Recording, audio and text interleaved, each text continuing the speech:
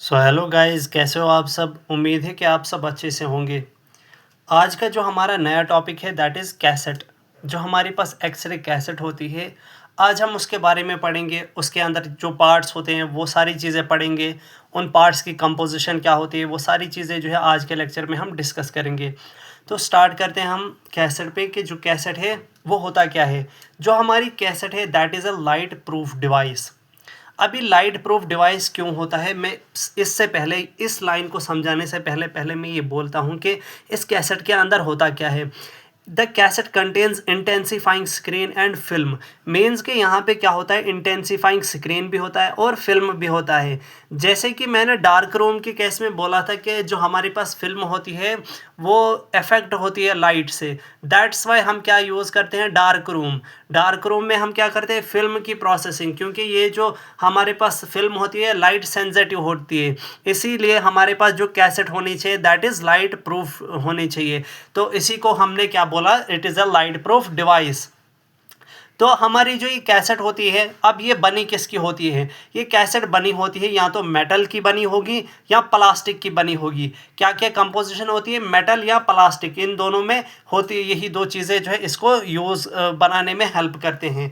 अब ये कैसेट जो होती है हमारे पास, इसमें हमारा एक्सपोज्ड और अनएक्सपोज्ड दोनों में कोई एक हो सकता है। Means it holds both exposed and unexposed film. अब एक्सपोज्ड फिल्म क्या होता है, जब हमने किसी का एक्सरे किया, जब इन ये एक्सरे किस पे पड़ेंगी, इस फिल्म पे अब एक्सरेज पड़ेंगी। इस फिल्म के अंदर वो स्टोर हो जाएंगी इंफॉर्मेशन, उसी को हमने बोला एक्सपोज्ड फिल्म।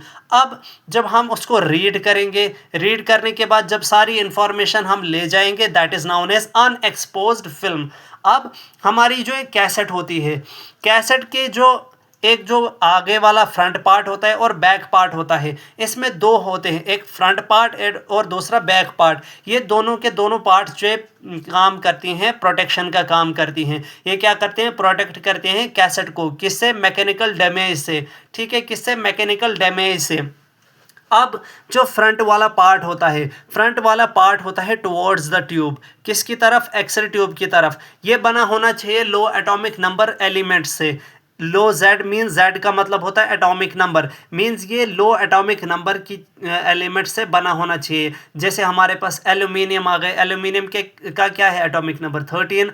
ऐसे कार्बन आ गए, कार्बन फाइबर जैसे हमने बोला प्लास्टिक का बना होना चाहिए। और ये सारे होते हैं क्या, रेडियोल्यूसेंट। मीन्स के इनमें से क्या होता है, हमारी एक्सरे जो है वो पास होती है। आपको एग्जाम्स में पूछा जाता है कि रेडियोल्यूसेंट मटेरियल इनमें से कौन कौन सा है, तो एल्यूमिनियम है, कार्बन है, और जो हमारे पास ये प्लास्टिक है ये क्या है, रेडियोल्यूसेंट।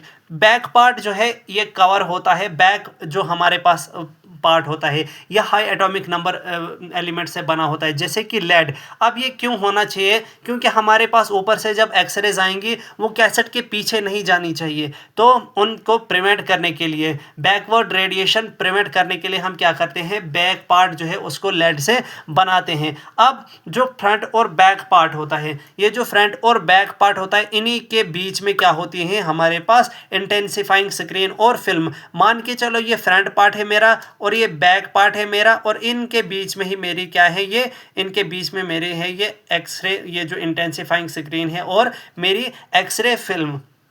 अब इंटेंसिफाइंग स्क्रीन सबसे पहले देखते हैं। इंटेंसिफाइंग स्क्रीन जो है ये क्या है, इंटेंसिफाइंग स्क्रीन जो है ये होता है दोनों की दोनों साइड्स। देखो फ्रंट पे भी होगा और बैक के आगे भी होगा, फ्रंट से आगे भी होगा। मीन्स कि ये कहाँ पे होते हैं, इंटेंसिफाइंग स्क्रीन होते हैं फ्रंट और बैक कवर पे।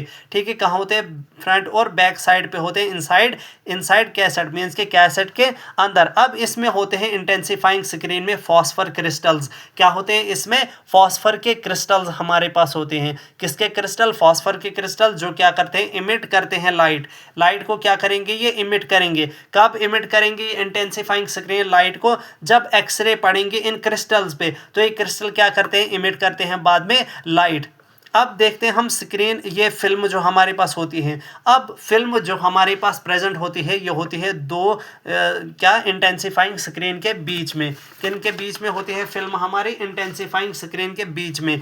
ये हमारे पास है इंटेंसिफाइंग स्क्रीन, जैसे मैंने बोला फ्रंट और बैक पार्ट, इन ये फ्रंट पार्ट है, ये बैक पार्ट है। फ्रंट पार्ट से क्या आएंगी, एक्सरेज आएंगी। अब ये जो फ्रंट पार्ट है इसमें जो इंटेंसिफाइंग स्क्रीन दो आई, ये किसके साथ अटैच है, फ्रंट और बैक पार्ट के। अब इस इंटेंसिफाइंग स्क्रीन दो के बीच में हमारे पास क्या है, फिल्म। क्या है, इन्हीं के बीच में हमारे पास ये फिल्म है। फिल्म के आगे पार्ट्स है, वो भी मैं आगे आपको बताऊंगा, ठीक है, कि इस इंटेंसिफाइंग स्क्रीन और इस इंटेंसिफाइंग स्क्रीन के बीच में क्या है, हमारी फिल्म। अब देखते हैं हम, ये जो फिल्म थी इस ये कहाँ थी, between two screen, intensifying screen. अब ये क्या करता है, फिल्म हमारा रिकॉर्ड करके रखता है इंफॉर्मेशन को। किसको करता है रिकॉर्ड, इंफॉर्मेशन को रिकॉर्ड करके रखता है। अब फोम और प्रेशर पैड्स, ये फोम और प्रेशर पैड्स जो है ये किसका काम करते हैं, ये जो है जैसे प्रेशर अगर अप्लाई होगा इस कैसेट पे तो इसकी वजह से क्या होता है, यूनिफॉर्म प्रेशर लगता है पूरी की पूरी कैसेट पे। लॉकिंग और क्लैंपिंग सिस्टम, लॉकिंग और क्लैंपिंग सिस्टम का अगर आपको पूछा जाए एग्जाम में कि इसका फंक्शन क्या होता है, बहुत सारे ऑप्शंस में ऐसा होता है कि लॉक करने के लिए, और वहीं पे एक और ऑप्शन होता है ताकि यहाँ पे लाइट लीकेज ना हो सके। तो जो हमारे पास करेक्ट ऑप्शन इस केस में होगा that is it prevent light leakage, के अंदर जो है लाइट अंदर ना जा सके, उसी को यहाँ बाहर ना आ सके, उसकी जो अंदर वाली लाइट होती है तो उसी को हमने क्या बोला, प्रिवेंट करते हैं लाइट लीकेज। इसकी वजह से कैसेट क्या रहती है, टाइट। यहाँ पे जैसे मैंने बोला फ्रंट कवर है, दो इंटेंसिफाइंग स्क्रीन्स हैं, बीच में फिल्म है और लास्ट पे क्या है, बैक कवर है। ओके,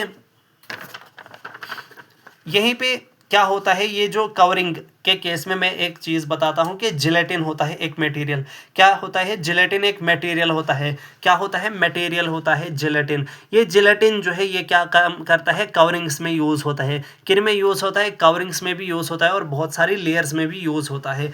अब ये जो जिलेटिन हमारे पास है, ये जिलेटिन में कुछ क्वालिटीज़ होनी चाहिए। एक तो ये होना चाहिए रेडियोल्यूसेंट, मीन्स के इसमें से जो है रेज पास होनी चाहिए, एक्सरेज पास होनी चाहिए। सपोर्ट मीन्स कि ये अच्छी खासी सपोर्ट देना चाहिए कैसेट को। Uniform distribution, in case of emulsion, emulsion में क्या होगा, क्रिस्टल्स वगैरह होंगे, जो क्रिस्टल्स हैं उनकी क्या है, यूनिफॉर्म डिस्ट्रीब्यूशन करवाएगा। सबसे पहले यहाँ पे मैं थोड़ा सा आपको ये कैसेट समझाता हूँ कि कैसेट होती कैसे हैं। जैसे कि मैंने बोला फ्रंट पार्ट जो हमारे पास है that is made up of radiolucent material, aluminium, carbon fibres और प्लास्टिक का। और इसमें फ्रंट पार्ट पे भी हमारे पास किसकी कोटिंग होती है, जिलेटिन की कोटिंग। किसकी कोटिंग होती है, जिलेटिन की कोटिंग। अब ऊपर से एक्सरेज आती हैं, क्या आती हैं, एक्सरेज आती हैं। वो पड़ेंगी किस पे, इसी फ्रंट पार्ट पे। अगर ये फ्रंट पार्ट जो हमारे पास किसी ऐसे मटेरियल से बना होगा जो रेज को पास नहीं होने देगा तो रेज अंदर जाएंगी ही नहीं। इसीलिए ये किसका होना चाहिए, रेडियोल्यूसेंट मटेरियल्स का बना हुआ होना चाहिए। इसके अंदर हमारे पास क्या है, इंटेंसिफाइंग स्क्रीन, एक है फ्रंट पार्ट पे, एक है बैक पार्ट पे। ये दो क्या है, इंटेंसिफाइंग स्क्रीन। फिर मैंने बोला था कि जो हमारी फिल्म है ये होती है दो इंटेंसिफाइंग स्क्रीन के बीच में। ये जो फिल्म आई ये कहाँ है, बिटवीन, ये पूरा जो पार्ट है ये पार्ट है फिल्म का, यहाँ से यहाँ तक, ये वाला भी, ये वाला भी, और बीच में ये जिसमें ये लाइंस जैसी हैं, ये सारी क्या है, फिल्म है। और ये फिल्म किसके बीच में, दो इंटेंसिफाइंग स्क्रीन के बीच में। उम्मीद है कि ये समझ आ रहा होगा आपको। अब ये जो फिल्म है इसमें तीन चीज़ें हैं। कितनी चीज़ें आपको दिख रही हैं, तीन चीज़ें। सबसे पहले जो है इमल्शन है ऊपर, इमल्शन है नीचे, और दो इमल्शन के बीच में आपको बेस लेयर दिख रही है। क्या दिख रही है, एक इमल्शन लेयर और इमल्शन लेयर दूसरी, और ये जो इमल्शन लेयर के बीच में है हमारे पास दैट इज़ बेस लेयर। तो आपको अगर क्वेश्चन आ गया कि बेस लेयर किसके बीच में होती है, इट इज़ प्रेजेंट बिटवीन, अगर आपको ऑप्शन में आएगा बिटवीन इंटेंसिफाइंग स्क्रीन और बिटवीन इमल्शन लेयर तो आप लिखेंगे बिटवीन इमल्शन लेयर, क्योंकि ये कहाँ है, इमल्शन लेयर के बीच में होती है। ठीक है, अब यहाँ पे जो है इमल्शन लेयर के बाद हमारे पास इंटेंसिफाइंग स्क्रीन। फिर इंटेंसिफाइंग स्क्रीन में यहाँ पे क्या होता है, यहाँ पे ये प्रेशर पेड होता है। जो ये पूरा पार्ट है दिस इज प्रेशर पेड। क्या है ये, प्रेशर पेड। इसकी वजह से क्या होता है, यूनिफॉर्म प्रेशर पड़ता है कैसेट पे। अब ये है हमारा बैक पार्ट। बैक पार्ट किससे लाइंड होना चाहिए, हाई एटॉमिक नंबर, जैसे हमारा है लेड। अब कवरिंग में देखते हैं हम आगे, कवरिंग में क्या क्या था हमारा। कवरिंग में जैसे जिलेटिन मैंने बोला, जिलेटिन क्या है, रेडियोल्यूसेंट है, सपोर्ट देना चाहिए अच्छी से और यूनिफॉर्म डिस्ट्रीब्यूशन होनी चाहिए क्रिस्टल्स की। अब ये जो इमल्शन लेयर है, ये जो इमल्शन लेयर्स आई, ये बनी हुई होती हैं सिल्वर हैलाइड की। किसकी बनी होती हैं? सिल्वर हैलाइड के क्रिस्टल्स इसके अंदर होते हैं। कौन से क्रिस्टल्स होते हैं? सिल्वर हैलाइड के क्रिस्टल्स होते हैं इमल्शन लेयर के। और हैलाइड रिप्रेजेंट करता है हेलोजन ग्रुप्स को। हेलोजन ग्रुप जैसे फ्लोरीन, क्लोरीन, ब्रोमीन, आयोडीन। तो आपको याद रखना है कि उनमें जो हैलाइड्स में सबसे ज़्यादा यूज़ होता है दैट इज़ ब्रोमीन। ठीक है, इसीलिए मैंने यहाँ पे लिखा AgBr। Ag means silver and Br means bromine. और ब्रोमीन रिप्रेजेंट करता है किसको? हैलाइड्स को। ठीक है, मोस्टली हम ब्रोमीन का यूज़ करते हैं। एडहेसिव, अभी एडहेसिव होता है जैसे कि आपके पास कुछ घर में कुछ चिपकाने के लिए कुछ चीज़ें होती हैं, वही काम यहाँ पे भी होता है किसका? एडहेसिव का। ये किस किस के बीच में होता है? ये बीच में होता है बिटवीन बेस लेयर और इमल्शन के बीच में। ये जो हमारे पास इमल्शन आया और ये जो बेस लेयर है, मैं हर चीज़ का फंक्शन आगे बताऊंगा। ये जो इमल्शन है और ये जो बेस लेयर है, इसके बीच में जो ये लाइन जैसी दिख रही है, यहाँ पे ये एडहेसिव होता है। ये क्या करता है? इनको जोड़ के रखता है। क्या करता है? जोड़ के रखता है। जो जिलेटिन लेयर होती है, जो जिलेटिन की कोटिंग होती है, वो बहुत सारी लेयर्स में आपको दिखेगी। जैसे मैंने बोला था कहाँ पे, ये जो फ्रंट कवरिंग है, इधर भी हमारे पास जिलेटिन होता है। और मोस्टली ये कहाँ होता है? इमल्शन लेयर में। कौन सा? जिलेटिन मोस्टली कहाँ होता है? इमल्शन लेयर में। इमल्शन लेयर में मोस्टली क्या होता है हमारा? जिलेटिन। बेस लेयर, अब जो मैंने ये बेस लेयर बोला था, ये बेस लेयर ये क्या करता है? ये सपोर्ट का काम करता है। ये क्या करता है? सपोर्ट का काम करता है। ये बना किस चीज़ से होता है? ये बना होता है दो चीज़ों का, या तो सेलुलोज ट्राईएसीटेट और पॉलीएस्टर बेस का। क्या? किस चीज़ का? सेलुलोज ट्राईएसीटेट और पॉलीएस्टर बेस। अभी यही जो है ये क्या होना चाहिए? रेडियोल्यूसेंट। क्या होना चाहिए? रेडियोल्यूसेंट। क्योंकि इसके पीछे क्या है हमारे पास? एक और हमारे पास इसके पीछे क्या? Emulsion layer. इमल्शन लेयर भी हेल्प करता है किसमें? जो हमारे पास कन्वर्जन होता है एक्सरेज को इनटू द, हमारे पास जो भी इंफॉर्मेशन होती है, चाहे इलेक्ट्रॉन्स वगैरह हो कुछ भी, तो हमारे पास ये भी क्या होनी चाहिए? हमारे पास रेडियोल्यूसेंट। तो अगर यही चीज़ें हम यूज़ करें तो एक तो पॉलीएस्टर और ये सेलुलोज ट्राईएसीटेट यूज़ होता है किसमें? कार्डबोर्ड्स में। ठीक है, मटेरियल इन द फॉर्म किस में होगा? अगर यही मटेरियल, यही चीज़ें हम यूज़ करेंगे in the form of material, तो मटेरियल होगा पॉलीएस्टर और कार्डबोर्ड। और अगर वही कंपोजिशन देखा जाए कि किस चीज़ का बना होगा ये कार्डबोर्ड? सेलुलोज ट्राईएसीटेट और पॉलीएस्टर बेस से। प्रेशर पेड्स का मैंने बताया ये कहाँ पे होता है? ये जो बैक साइड है, बैक साइड के साथ में प्रेशर पैड होता है। इसका फंक्शन क्या होता है? इसका फंक्शन होता है कि यहाँ पे इक्वल प्रेशर पड़े, ये कैसेट पे यूनिफॉर्म प्रेशर रहे वहाँ पे। लेकिन इसमें आपने याद रखना है कि जैसे मैंने बोला था कोटिंग होनी चाहिए। ये जो हमारे पास प्रेशर लेयर का जो ये बैक पार्ट है, ये जो बैक पार्ट इसका है, ये कोटेड होता है विद लेड। किससे? लेड की, थिन लेड, पतली लेयर एक होती है लेड की, लेड फॉयल की, ताकि हमारे पास पीछे जो है रेडिएशंस ना आए। अब हमारी जो कैसेट है, ये जो कैसेट हमारे पास होती हैं, इसमें दो चीज़ें आपको और मिलेंगी, एक क्लिप्स और हिंजेस। अब आपको अगर एग्जाम में क्वेश्चन आया कि जो क्लिप्स और हिंजेस होते हैं ये कहाँ पे होते हैं, फ्रंट पार्ट पे कि बैक पार्ट पे, तो आपका क्वेश्चन क्या होगा? कहाँ होने चाहिए आपके हिसाब से? ये होने चाहिए बैक पार्ट पे। क्यों? अगर ये फ्रंट पार्ट पे होंगे उनकी तो शेडोज दिखेंगी ना वहाँ पे, क्योंकि ये मेटल वगैरह के बने हैं, मेटल की शेडो दिखेगी, इसलिए ये कहाँ होने चाहिए? बैक पार्ट पे। तो क्लिप कहाँ होना चाहिए? बैक पार्ट पे। हिंजेस भी कहाँ? बैक पार्ट पे। क्लिप्स जो होते हैं, क्लिप मतलब कुछ क्या करते हैं, क्लिप का काम क्या होता है? कुछ चीज़ों को होल्ड करके रखना। तो ये किसका बना होता है? मेटल का। मेटल स्टेनलेस स्टील, मेटल में ज़्यादा स्टेनलेस स्टील। और हिंजेस में हमारे पास क्या होता है? प्लास्टिक भी हो सकता है और मेटल भी हो सकता है ये। अभी चलते हैं हम डिफरेंट साइजेस पे, कि कैसेट्स जो है हमारे पास बहुत तरह के साइजेस हमें मिलते हैं। जैसे 8 × 10 इंचेस मिलेगा आपको, 10-12 इंचेस मिलेगा, 12-12 इंचेस मिलेगा, 14x14 इंचेस मिलेगा, 12x15 इंचेस की भी कैसेट आपके पास होती है। 14x17 कैसेट हम कब यूज़ करते हैं? जब आपका पार्ट बहुत बड़ा होगा। अगर आपके पार्ट्स छोटे होंगे तो छोटी कैसेट, जितना आपका एरिया ज़्यादा होगा लेना होगा उसके लिए उतना ज़्यादा कैसेट होगी, ठीक है। तो ये हमारे पास कब यूज़ होता है? जब एरिया ऑफ इंटरेस्ट बहुत ज़्यादा होता है। आपको यहाँ पे एक एग्जाम में क्वेश्चन पूछा जाता है कि एक तरह की कैसेट होती है जो आपको ओपीजी में, डेंटल रेडियोग्राफी में यूज़ होता है, वो कौन सी कैसेट होती है? That is 6x12 inches. क्या होती है? 6-12 इंचेस की कैसेट होती है जो आपको कहाँ यूज़ होती है? ओपीजी में। ओपीजी मीन्स ऑर्थो पेंटेमोग्राफ या ऑर्थो पेंटेमोग्राम भी इसको बोलते हैं। तो ये क्या होता है? ओपीजी ये यूज़ करते हैं हम डेंटल एक्सरेज के केस में। अभी जो हमारे पास है टाइप्स ऑफ कैसेट, अभी आपने देखा था बहुत सारी जो साइजेस होते हैं, अब आपके पास मिलेंगे बहुत सारे टाइप्स ऑफ कैसेट्स। और ये कैसेट्स क्यों इतने डिफरेंट टाइप्स के आ गए? क्योंकि टेक्नोलॉजीज आती गई, एडवांसमेंट आती गई, तो उसके साथ जो है नई नई स्क्रीन्स भी आती गई। तो सबसे पहले हम देखते हैं सिंगल स्क्रीन फिल्म। क्या देखते हैं हम? Single screen film. इसमें क्या होता है? Single image intensifying screen means कि इंटेंसिफाइंग स्क्रीन जो होता है वो भी सिंगल होगा, और यहाँ पे जो इमल्शन लेयर होती है वो भी सिंगल होगी। क्या होगी? सिंगल इंटेंसिफाइंग लेयर और सिंगल इमल्शन लेयर। और ये यूज़ होता है कहाँ पे? मेमोग्राफी में। और पूछा जाता है आपको कि सिंगल स्क्रीन फिल्म सिस्टम आपके कहाँ यूज़ होता है? That is used in the mammography. Double screen system में क्या होगा? इस फिल्म में क्या होगा? इसी का अपोजिट। यहाँ पे क्या था? सिंगल इंटेंसिफाइंग स्क्रीन, यहाँ पे डबल इंटेंसिफाइंग स्क्रीन होगा। यहाँ पे सिंगल इमल्शन की लेयर होती थी और यहाँ पे क्या होगी?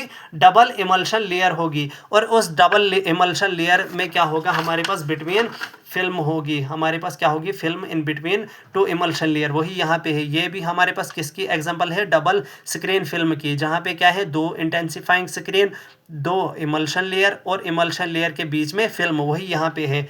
ये यूज़ होता है सीआर सिस्टम में। सीआर सिस्टम में मीन्स कंप्यूटेड रेडियोग्राफी। लेकिन इनके केस में हमारे पास क्या होना चाहिए? डार्क रूम होना चाहिए। क्या इसके लिए रिक्वायर होता है? Dark room. अब होता है एक और टाइप हमारे पास, थर्ड टाइप है, that is curved cassette. Curved cassette कैसे होती है? एस सी शेप्ड कैसेट होती है। कैसे? एक सी शेप्ड कैसेट होती है। इसमें भी क्या होता है? डबल इंटेंसिफाइंग स्क्रीन होता है। क्या होता है? इसमें भी डबल इंटेंसिफाइंग स्क्रीन होगा, डबल फिल्म इसमें भी होगा। ये यूज़ होगा लेकिन कहाँ पे? एक तो हमारे पास ओपीजी में, जैसे मैंने बोला था ऑर्थो पेंटेमोग्राम। दूसरा आ गया मैंडिबल और नी। मैंडिबल क्या होता है? ये जो हमारा लवर जॉ होता है उसकी बोन को हम क्या बोलते हैं? मैंडिबल। ठीक है, मैंडिबल का एक्सरे करना होगा या नी का या ओपीजी, उनमें आपका यूज़ होगा कर्व्ड। ग्रिडेड कैसेट, जैसे कि ग्रिड मैंने आपको पढ़ाया हुआ है टॉपिक में, आप वहाँ पे देख सकते हैं कि ये जो ग्रिड होता है उसका फंक्शन क्या होता है, कहाँ पे वो होता है। तो वहाँ पे आपको लेक्चर्स यूट्यूब मेरे चैनल पे आपको वो मिल जाएगा। अब ये जो ग्रिड है ये कहाँ पे होता है? ये कैसेट के आगे होना चाहिए ताकि ये क्या करे? रिड्यूस करे स्कैटर रेडिएशन को। और ये कहाँ पे यूज़ होता है? पोर्टेबल रेडियोग्राफी में। कहाँ पे? पोर्टेबल रेडियोग्राफी में। कौन सा? ग्रिडेड कैसेट। और कर्व्ड में क्या था? नी आया, ओपीजी आया, मैंडिबल आया। और मेमोग्राफी के लिए कौन सा देखा आपने? Single screen film. अभी मल्टी सेक्शनल कैसेट। मल्टी का मतलब क्या होता है? बहुत सारी। इसमें क्या होता है? बहुत सारी फिल्म्स होती हैं। अभी कितनी फिल्म्स होती है वो आपको याद रखना है कि इसमें 3 to 7 फिल्म्स। ये क्या करता है? ये होल्ड करके रखता है 3 से 7 फिल्म्स, 3 से 7 फिल्म्स एक ही टाइम में। एक ही टाइम में क्या करेगा? 3 से 7 फिल्म को होल्ड करके रखेगा। अब जो ये 3 से 7 फिल्म्स हैं, उन फिल्म के बीच में जो गैप होगी, मीन्स पहली और दूसरी में गैप, तीसरी और चौथी में गैप, चौथी और पांचवी में गैप, ये कितना होना चाहिए? ये होना चाहिए 5 to 10 mm। कितना होना चाहिए? 5 to 10 mm ईच फिल्म के बीच में। हर दो फिल्म्स के बीच में कितना गैप होना चाहिए? 5 से 10 mm का। अब ये यूज़ होता है कहाँ पे? सेक्शनल रेडियोग्राफी में। कहाँ पे? Sectional radiography. आपका क्वेश्चन है ये सेक्शनल रेडियोग्राफी क्या है? सेक्शनल रेडियोग्राफी होगा जहाँ पे आपको क्या करना पड़ता है? बहुत सारे कट्स में आपको इन्फॉर्मेशन लेते हो। जैसे सीटी में आपकी कैसे इन्फॉर्मेशन मिलती है? Sectional information. आपको कॉर्नल में मिलती है इन्फॉर्मेशन, एक्शियल में या ट्रांसवर्स में आपको मिलती है। तो ये सारी चीज़ें हमारे पास क्या है? Sectional radiography. सिक्स्थ हमारा है वैक्यूम कैसेट। वैक्यूम याद रखो, ये जो कैसेट होगी ये किसके साथ कनेक्ट होगी, वैक्यूम पंप के साथ। किसके साथ, वैक्यूम पंप के साथ। इसके एक एंड पे क्या होता है, एक वैल्व जैसा होता है। क्या होता है, वैल्व जैसा होता है, और वही कनेक्ट होता है किसके साथ, पंप के साथ। अभी यहाँ पे क्या होता है, सिंगल इमल्शन होता है। ये भी क्या है, सिंगल स्क्रीन फिल्म की तरह है। यहाँ पे भी क्या होता है, सिंगल इमल्शन फिल्म हमारे पास होती है। ये भी जैसे मैंने बोला था, सिंगल स्क्रीन फिल्म में कौन सा एग्जांपल है, मेमोग्राफी, तो ये भी मेमोग्राफी के लिए और जॉइंट रेडियोग्राफी के लिए। एंजियोग्राफिक कैसेट, एंजियोग्राफिक कैसेट भी हमारे पास मल्टी सेक्शनल कैसेट की तरह है, क्योंकि जो आप एंजियोग्राफी करते हो वो भी आपका क्या है, वो भी आपका 3D है। वहाँ पे भी आप 3D इंफॉर्मेशन निकालते हो ये वेसल्स के लिए। तो इसमें भी क्या होंगी, बहुत सारी हमारे पास क्या होंगी अंदर से फिल्म्स। कितनी होंगी वो आपको याद रखना है। इसमें ये होल्ड करता है 30 शीट्स। वहाँ पे कितना था, 3 to 7, और यहाँ पे कितना है, 30 शीट्स ऑफ फिल्म्स। कितनी, 30 शीट्स ऑफ फिल्म्स। ये बहुत ज़्यादा इंपॉर्टेंट कंसेप्ट है, आपको इसके अलावा जो है कहीं और से पढ़ने की ज़रूरत नहीं है, क्योंकि ये बहुत एम्स का, इसमें बहुत सारे कॉम्पिटिटिव एग्ज़ाम्स का यहाँ पे इसमें जो है मैंने एक मिक्सचर बनाया हुआ है। तो यही आप तैयार करोगे आपके थ्योरेटिकल पार्ट में, जो आप बीएससी या डिप्लोमा में पढ़ोगे वो सारा चीज़ यहाँ पे लिखा हुआ है। तो यही चीज़ें आप थ्योरी में भी लिखो, यही चीज़ें आप प्रिपेयर करो कॉम्पिटिटिव एग्ज़ाम के लिए, तो इनफ है आपके लिए। नेक्स्ट जो हमारे पास है that is CR cassette. CR means computed radiographic cassette. अभी आपको याद रखना है, जो ये CR कैसेट है वही मोस्टली हमारे पास यूज़ होती हैं। वही क्या है, मोस्टली यूज़ होती हैं किसमें, CR सिस्टम। जो हमारा CR होता है, एक होता है CR सिस्टम, एक होता है DR सिस्टम। CR में मोस्टली कौन सा यूज़ होता है, यही होता है यूज़, कौन सा, CR कैसेट। अब इसमें क्या होता है, इसमें यूज़ होती है PSP कैसेट। अब ये PSP क्या है, PSP means photo stimulable storage phosphor plate. क्या, photo stimulable storage phosphor plate means कि ये फॉस्फर की प्लेट है, और यहाँ पे जो है हमारे पास क्या है, हमारे पास ये फोटो मीन्स लाइट, स्टिमुलेबल मीन्स जो है इसको क्या होगा, रीडर के पास जाएगा, ये इमिट करेगा उस टाइम लाइट। ये क्या इमिट करता है, उस टाइम लाइट इमिट करेगा, that's why it is known as photo stimulable. अब ये प्लेट जो है इस पे कोटिंग भी होती है। इस प्लेट पे क्या होती है, एक कोटिंग होती है that is made up of europium. किससे, यूरोपियम। अभी यूरोपियम को हम कुछ एक चीज़ और ऐड करते हैं, मीन्स के इसको अगर फुल देखोगे आप कैसे बनाते हैं, यूरोपियम एक्टिवेटेड बेरियम फ्लोरोहैलाइड। मीन्स हमारे पास यहाँ पे क्या है, बेरियम फ्लोराइड जो है उसको हम एक्टिवेट करते हैं विद द यूरोपियम। ठीक है, यूरोपियम एक्टिवेटेड बेरियम फ्लोराइड। अब ये क्या करता है, ये कैसेट, ये इंफॉर्मेशन को स्टोर करता है in the form of electrons. किस में, इलेक्ट्रॉन्स में क्या करता है, स्टोर करता है। मैं कभी बताऊंगा आपको बीच में कि जो एक्सरेज आती है वो कैसे एनर्जी को स्टोर करती हैं। अब जैसे फॉर एग्जाम्पल मैं यहाँ यहीं पे बताता हूँ थोड़ा सा कि फॉर एग्जाम्पल एक्सरे यहाँ पे आती हैं इस एटम पे। ये क्या करती हैं, ये इलेक्ट्रॉन्स पे जब अपनी एनर्जी डालेंगे तो ये जो हमारा इलेक्ट्रॉन है ये चला जाता है हाई एनर्जी स्टेट में। किस स्टेट में चला जाता है, हाई एनर्जी स्टेट में ये चला जाता है, मीन्स कि इसकी एनर्जी बहुत आती है।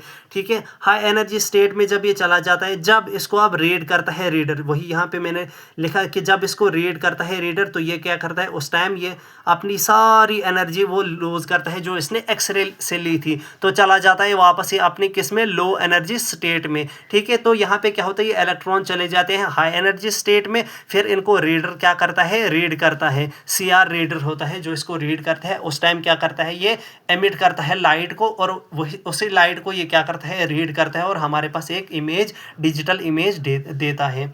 DR कैसेट, सबसे लास्ट जो है हमारे पास DR cassette, that is digital radiographic cassette. अब आपको याद रखना है, इस तरह की कैसेट में जो है हमारे पास फिल्म कैसेट्स नहीं होती, कैसेट लेस कैसेट्स होती हैं। अब ये कैसेट लेस कैसेट क्या क्या होता है, मीन्स कि यहाँ पे ऐसा वैसा नहीं था, वो फिल्म्स था, फिर इंटेंसिफाइंग स्क्रीन वगैरह वो यहाँ पे नहीं होता है। इसमें डायरेक्ट यूज़ होते हैं FPD। क्या यूज़ होते हैं, FPD, फ्लैट पैनल डिटेक्टर्स। ये क्या होता है, ये डायरेक्ट कंप्यूटर के साथ लगे होते हैं। आप जो ही एक्सरे शूट करोगे, इस पे इंफॉर्मेशन जाएगी, ये डायरेक्ट कहाँ भेजेगा, कंप्यूटर पे। आपको यहाँ पे रीडर की ज़रूरत नहीं पड़ती है, आपको इसको निकालने की ज़रूरत नहीं पड़ती है कि आप कैसेट निकालोगे, फिर उसको रीडर में डालोगे, फिर रीडर उधर रीड करेगा, तो उसमें टाइम लगता है। लेकिन यहाँ पे क्या होता है, जो ही एक्सरे शूट किया आपने आपने एक्सरे ले लिया, डायरेक्ट आपके सिस्टम पे आता है, आपके कंप्यूटर पे आ जाता है। तो ये क्या है, हमारे पास फास्टर है। लेकिन यहाँ पे जो ही आपको मतलब कोई चीज़ आराम मिलता है, आपको आराम करने के लिए क्या है, आपको उसकी कीमत चुकानी पड़ती है। दैट मीन्स कि ये क्या है, एक्सपेंसिव है। लास्ट जो हमारे पास यहाँ पे है, दैट इज़ कैसेट कीयर। कैसेट कीयर जो है यहाँ पे इम्पॉर्टेंट है, क्योंकि आपको एग्ज़ाम में पूछा जाता है कैसेट कीयर के रिलेटेड भी।